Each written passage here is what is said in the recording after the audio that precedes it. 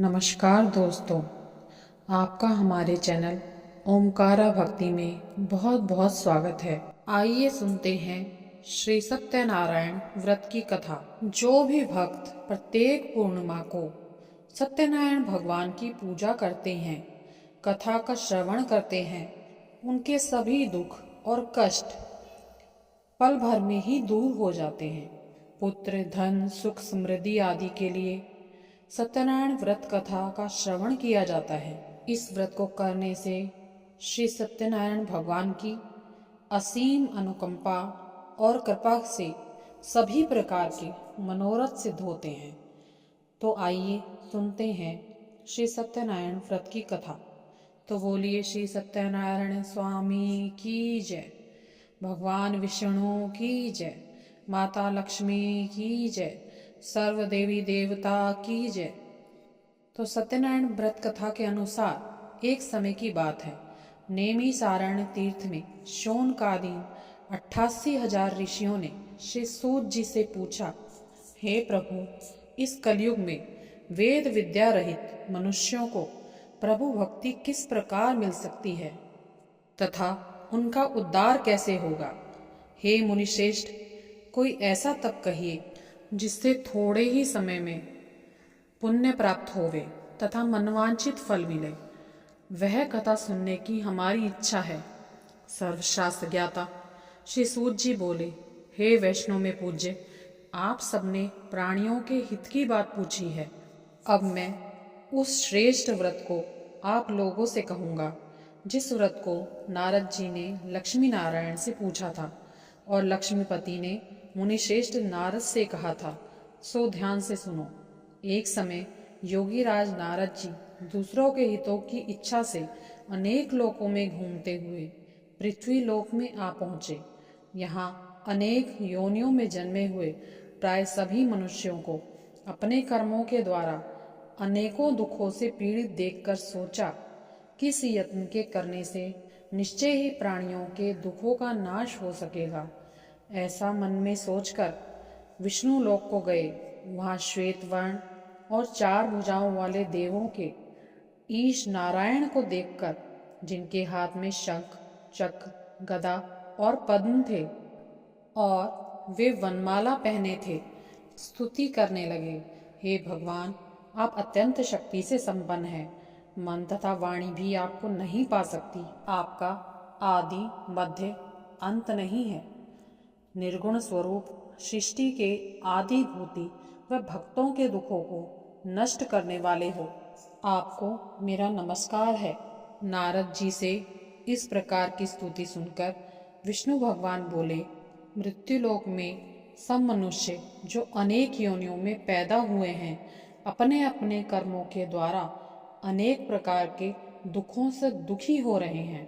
हे नाथ, मुझ पर दया रखते हो तो बतलाइए कि उन मनुष्यों के सब दुख थोड़े ही प्रयत्न से कैसे दूर हो सकते हैं।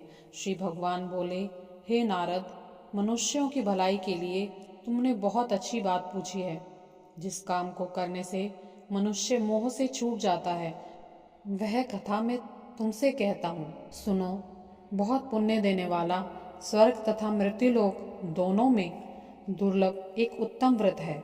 आज मैं प्रेमवश होकर तुमसे कहता हूँ। सत्यनारायण भगवान का यह व्रत अच्छी तरह विधि पूर्वक करके मनुष्य आयु उपरांत यहाँ से सुख भोग कर मरने पर मोक्ष को प्राप्त होता है। श्री भगवान के वचन सुनकर नारद जी बोले कि उस व्रत का क्या फल और क्या विधान है और किस किस ने इस व्रत को किया है और किस दिन यह व्रत करना चाहिए, विस्तार से कहिए। भगवान बोले, दुख शोक आदि को दूर करने वाला, धन धान्य को बढ़ाने वाला, सौभाग्य तथा संतान देने वाला यह व्रत सब स्थानों पर विजय करने वाला है।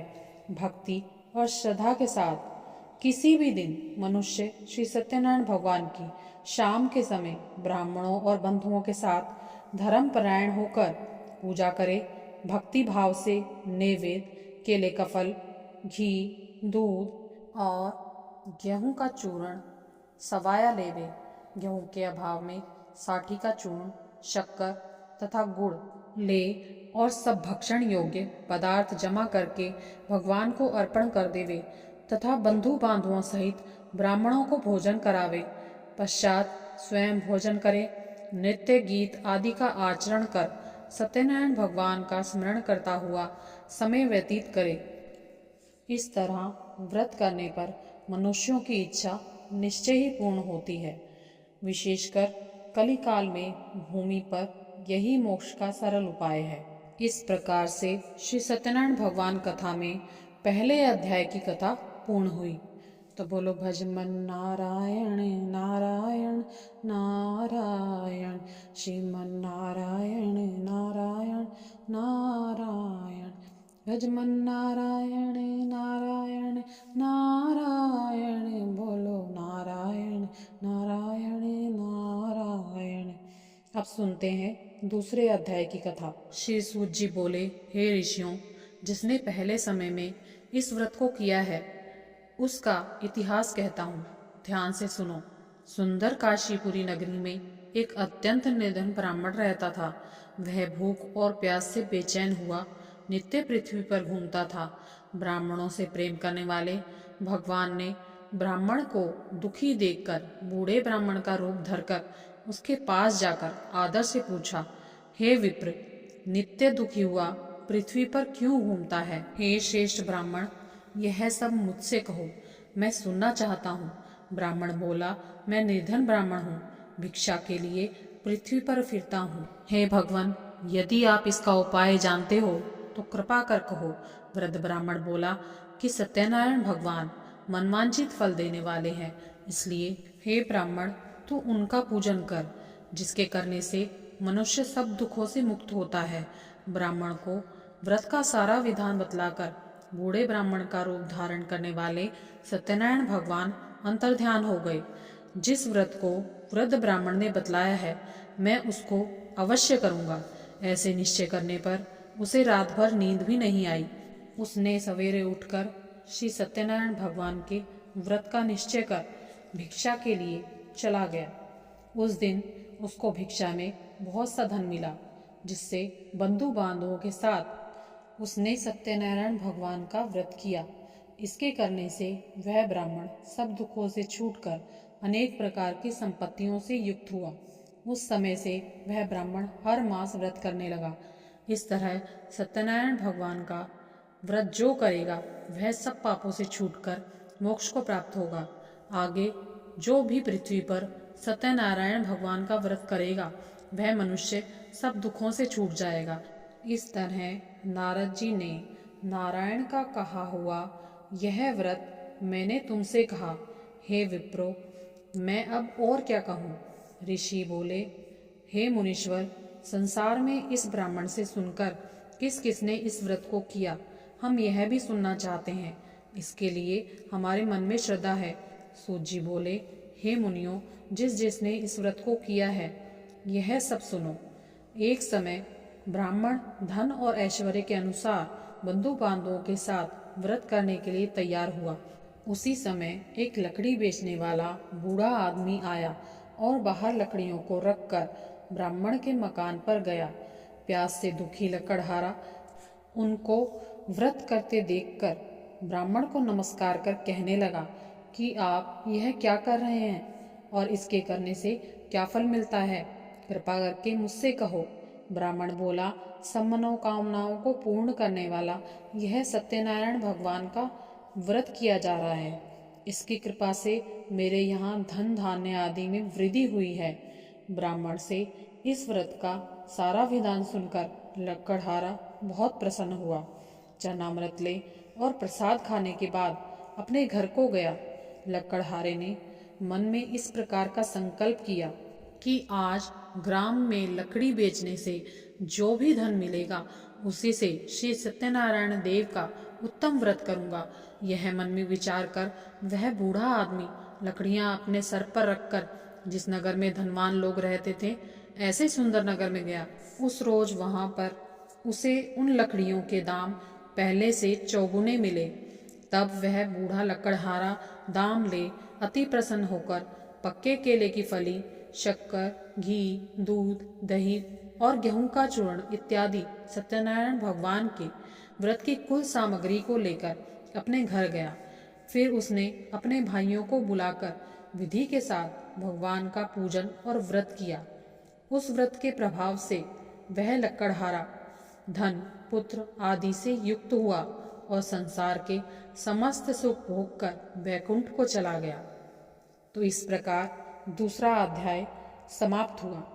भजमन नारायण नारायण नारायण, श्रीमन नारायण नारायण नारायण, भजमन नारायण नारायण नारायण, बोलो नारायण नारायण नारायण। तो अब भक्तों कथा के तीसरे अध्याय का श्रवण करते हैं। सूत जी बोले, हे ऋषि मुनियों, आगे की कथा कहता हूँ, सुनो। पहले समय में उल्कामुख नाम का एक बुद्धिमान राजा था। वह सत्यवक्ता और जितेंद्रिय था। प्रतिदिन देव स्थानों पर जाता और गरीबों को धन देकर उनके कष्टों को दूर करता था। उसकी पत्नी कमल के समान मुख वाली सती साध्वी थी। भद्रशिला नदी के तट पर उन दोनों ने श्री सत्यनारायण भगवान का व्रत किया। उस समय वहां एक साधु वैश्य आया। उसके पास व्यापार के लिए बहुत सा धन था। वह नाव को किनारे पर ठहराकर राजा के पास गया और राजा को व्रत करते हुए देखकर विनय से पूछने लगा, हे राजन, भक्ति युक्त चित्त, यह आप क्या कर रहे हैं? मेरी सुनने की इच्छा है, सो आप मुझे बताइए। राजा बोला, हे साधु, अपने बंधु बांधवों के साथ पुत्रादि की प्राप्ति के लिए महाशक्तिवान सत्यनारायण भगवान का व्रत व पूजन किया जा रहा है। राजा के वचन सुनकर साधु आदर से बोला, हे राजन, मुझसे इसका सब विधान कहो। मैं भी आपके कथानुसार इस व्रत को करूंगा। मेरे भी कोई संतान नहीं है और इससे निश्चय ही होगी। राजा से सब विधान सुनकर व्यापार से निवृत्त हो वह आनंद के साथ घर गया। साधु ने अपनी स्त्री को संतान देने वाले व्रत का समाचार सुनाया और कहा, जब मेरे यहाँ संतान होगी तो मैं इस व्रत को अवश्य करूंगा। साधु ने ऐसे वचन अपनी स्त्री लीलावती से कहे। एक दिन उसकी स्त्री लीलावती पति के साथ आनंदित हो सांसारिक धर्म में प्रवृत्त होकर सत्यनारायण भगवान की कृपा से गर्भवती हो गई तथा 10वें ही महीने में उसने एक सुंदर कन्या को जन्म दिया। दिनों दिन वह इस प्रकार बढ़ने लगी जैसे शुक्ल पक्ष का चंद्रमा बढ़ता है। कन्या का नाम कलावती रखा गया। तब लीलावती ने मीठे शब्दों में अपने पति से कहा कि जो आपने संकल्प किया था, भगवान का व्रत करूंगा, अब आप उसे करिए। साधु बोला, प्रिय, इसके विवाह पर अवश्य करूंगा। इस प्रकार अपनी पत्नी को आश्वासन दे वह नगर को गया। कलावती पितृगृह में वृद्धि को प्राप्त हुई। साधु ने जब सखियों के साथ अपनी पुत्री को देखा तो तुरंत दूत बुलाकर कहा कि पुत्री के वास्ते कोई सुयोग्य वर देख कर लाओ। साधु की आज्ञा पाकर दूत कंचन नगर पहुंचा और वहां बड़ी खोजबीन और देखभाल कर लड़की के वास्ते सुयोग्य वाणिक पुत्र ले आया। उस योग्य लड़के को देखकर साधु ने अपने बंधु बांधवों सहित प्रसन्नचित होकर अपनी पुत्री का विवाह उसके साथ कर दिया। किंतु दुर्भाग्य से विवाह के समय भी उस व्रत को करना भूल गया। तब श्री भगवान क्रोधित हो गए और श्राप दिया कि तुम्हें दारुण दुख प्राप्त होगा। अपने कार्य में कुशल साधु बनिया जमाता सहित समुद्र के समीप स्थित रतनपुर नगर में गया। वहां दोनों ससुर जमाई चंद्रकेतु राजा के उस नगर में व्यापार करने लगे। एक रोज भगवान सत्यनारायण की माया से प्रेरित कोई चोर राजा का धन चुराकर भागा जा रहा था, किंतु राजा के दूतों को आता देखकर चोर ने घबराकर भागते हुए राजा के धन को वहीं छुपा कर रख दिया जहां वो ससुर जमाई ठहरे हुए थे। जब दूतों ने उस साधु वैश्य के पास राजा के धन को रखा देखा तो वे दोनों को बांध कर ले गए और प्रसन्नता से दौड़ते हुए राजा के समीप जाकर बोले, यह 2 चोर हम पकड़कर लाए हैं, देखकर आज्ञा दें। राजा की आज्ञा से उनको कठोर कारावास में डाल दिया गया और उनका सब धन छीन लिया गया। सत्यनारायण भगवान के श्राप के द्वारा उनकी पत्नी भी घर पर बहुत दुखी हुई और घर पर जो धन रखा था वह भी चोर चुरा कर ले गए। शारीरिक व मानसिक पीड़ा से तथा भूख प्यास से अति दुखी हो अन्न की चिंता में कलावती एक ब्राह्मण के घर गई। वहाँ उसने सत्यनारायण भगवान का उत्तम व्रत होते देखा। फिर कथा सुनी और प्रसाद ग्रहण कर रात को घर आई। माता ने कलावती से कहा, पुत्री, तेरे मन में क्या है और तू रात भर कहाँ रही? कलावती बोली, हे माता, मैंने एक ब्राह्मण के घर श्री सत्यनारायण भगवान का व्रत देखा है। कन्या के वचन सुनकर लीलावती भगवान के पूजन की तैयारी करने लगी। लीलावती ने परिवार और बंधुओं सहित सत्यनारायण भगवान का पूजन किया और वर मांगा कि मेरे पति और दामाद शीघ्र आ जावें। साथ ही प्रार्थना की कि हम सबका अपराध क्षमा करो। सत्यनारायण भगवान इस व्रत से संतुष्ट हो गए और राजा चंद्रकेतु के स्वप्न में दर्शन देकर कहा, हे राजन, दोनों वैश्यों को प्रातः ही छोड़ दो और उनका जो धन तुमने ग्रहण किया था वह भी दे दो, नहीं तो मैं तेरा राज्य, पुत्र, धन आदि सब नष्ट कर दूंगा। राजा से ऐसे वचन कहकर भगवान अंतर्ध्यान हो गए। प्रातःकाल राजा चंद्रकेतु ने सभा में अपना सपन सुनाया। फिर दोनों वाणिक पुत्रों को कैद से मुक्त कराकर सभा में बुलाया। आते ही दोनों ने राजा को नमस्कार किया। राजा ने मीठे शब्दों में कहा, हे महानुभावों, भाविवश ऐसा कठिन दुख प्राप्त हुआ है, अब तुम्हें कोई भय नहीं है। ऐसा कहकर राजा ने उनको नए नए वस्त्राभूषण तथा जितना धन लिया था उससे दुगना धन देकर आदर के साथ विदा किया। दोनों वैश्य अपने घर को चल दिए। इति श्री तीसरा अध्याय समाप्त हुआ। भजमन नारायण नारायण नारायण, श्रीमन नारायण नारायण नारायण, भजमन नारायण नारायण नारायण, बोलो नारायण नारायण नारायण। चौथा अध्याय प्रारंभ हुआ। सूत जी बोले, वैश्य ने मंगलाचार करके यात्रा आरंभ की और अपने नगर को चला। उनके थोड़ी दूर निकलने पर दंडी वैश्यधारी श्री सत्यनारायण ने उनसे पूछा, हे साधु, तेरी नाव में क्या है? अभिमानी वाणिक पुत्र हंसता हुआ बोला, हे दंडी महाराज, आप क्यों पूछते हो? क्या धन लेने की इच्छा है? मेरी नाव में तो बेल पत्ते भरे हैं। वैश्य का कठोर वचन सुनकर भगवान ने कहा, तुम्हारा वचन सत्य हो। दंडी ऐसा कहकर वहां से दूर चले गए और कुछ दूर जाकर समुद्र के किनारे बैठ गए। दंडी के जाने पर वैश्य ने नित्य क्रिया करने के बाद नाव को ऊंची उठी देखकर अचंबा किया और नाव में बेल पत्ते आदि देखकर मूर्छित हो जमीन पर गिर पड़ा। फिर मूर्छा खुलने पर अत्यंत शोक प्रकट करने लगा। तब उसका दामाद बोला कि आप शोक ना करें, यह सब दंडी महाराज का शाप है, अतः हमें उनकी शरण में चलना चाहिए, तभी हमारी मनोकामना पूर्ण होगी। दामाद के वचन सुनकर वह दंडी के पास पहुंचा और अत्यंत भक्तिभाव से नमस्कार कर कहने लगा, मैंने जो आपसे असत्य वचन कहे थे उनको क्षमा करो। ऐसा कहकर महान शोकातुर होकर रोने लगा। तब दंडी भगवान बोले, हे वाणिपुत्र, मेरी आज्ञा से तुझे बार बार दारुण दुख प्राप्त हुआ है, तू मेरी पूजा से विमुख हुआ है। साधु बोला, हे भगवान, आपकी माया से मोहित ब्रह्मा आदि भी आपके रूप को नहीं जानते, तब मैं अज्ञानी कैसे जान सकता हूँ? आप प्रसन्न होइए, मैं सामर्थ्य के अनुसार आपकी पूजा करूँगा। मेरी रक्षा करो और पहले के समान नौका में धन भर दो। उसके भक्ति युक्त वचन सुनकर भगवान प्रसन्न हो गए और उसको इच्छा अनुसार वर देकर अंतर्ध्यान हो गए।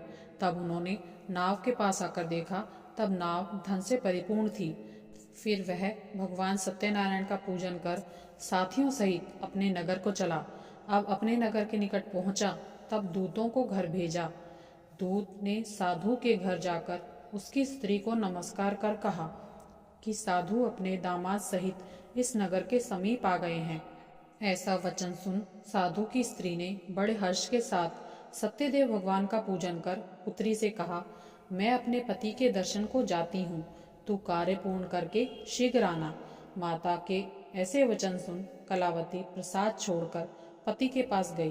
प्रसाद की अवज्ञा के कारण सत्यदेव भगवान रुष्ट हो गए। उन्होंने कन्या के पति को नाव सहित पानी में डुबो दिया। कलावती अपने पति को ना देखकर रोती हुई जमीन पर गिर गई। इस तरह नौका को डूबा हुआ तथा कन्या को रोता हुआ देखकर साधु बहुत दुखित हुआ और बोला, हे प्रभु, मुझसे या मेरे परिवार से जो भूल हो गई है उसे क्षमा करो। उसके दीन वचन सुनकर सत्यदेव भगवान प्रसन्न हो गए और आकाशवाणी हुई, हे साधु, तेरी कन्या मेरे प्रसाद को छोड़कर आई है, इसलिए इसका पति अदृश्य हुआ है। यदि वह घर जाकर प्रसाद खाकर लौटे तो उसे पति अवश्य मिलेगा। ऐसी आकाशवाणी सुनकर कलावती ने घर पहुंचकर प्रसाद खाया, फिर आकर पति के दर्शन किए। तत्पश्चात साधु ने बंधु बांधवों सहित सत्यदेव भगवान का विधि पूर्वक पूजन किया। उस दिन से वह हर पूर्णिमा को सत्यनारायण भगवान का पूजन करने लगा। फिर इस लोक का सुख भोग कर अंत में स्वर्गलोक को गया। इस प्रकार से श्री सत्यनारायण भगवान व्रत कथा में चौथे अध्याय की कथा पूर्ण हुई। तो बोलिए प्रेम से श्री सत्यनारायण स्वामी जी की जय।